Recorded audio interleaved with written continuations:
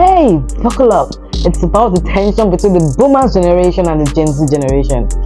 Is it true that the boomers generation are the selfish generation and the Gen Z generation are the whistleblowers of our time?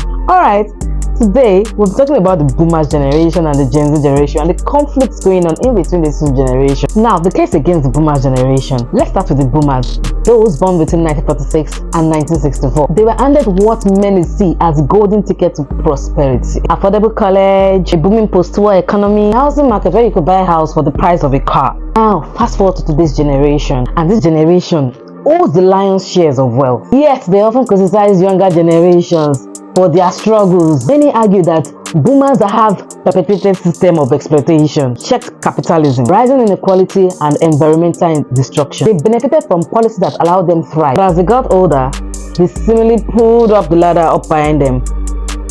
These aren't just random crises. They are the decisions made or ignored by the boomers-led institution. And don't even get me started on their back in the days lecture. Sure, back in your day, you could work part-time job and pay for your college fee. Try that now in 2025. Now, Gen Z, the whistleblowers. Now, here's the twist. Gen Z born between 1996 isn't having it. They've grown out in the fallout of this systemic failure, and they are not afraid to call them out. From TikTok rants to climate change activism, they've exposed the societal scam that has been running for decades. Think about it.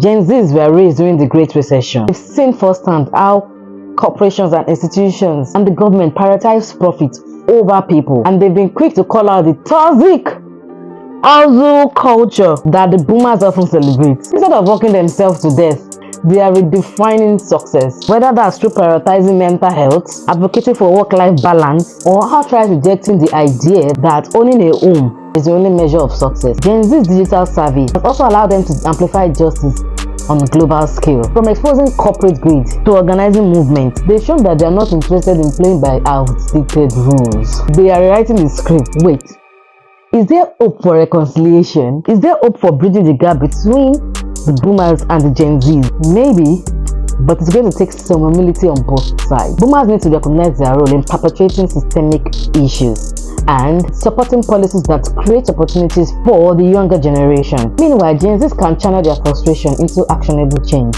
whether through voting, activism, or building new systems that prioritize equity and sustainability. At the end of the day, this is not a generational battle. It's actually a wake-up call for society. Every generation has its blind spots, but Gen Z is forcing us to confront uncomfortable truth. And really, that's something we should all pay attention to. So, that's it for today. Whether you're a boomer or Gen Z or you're somewhere in between, it's clear that conversation about generational responsibility is more important than ever. What do you think?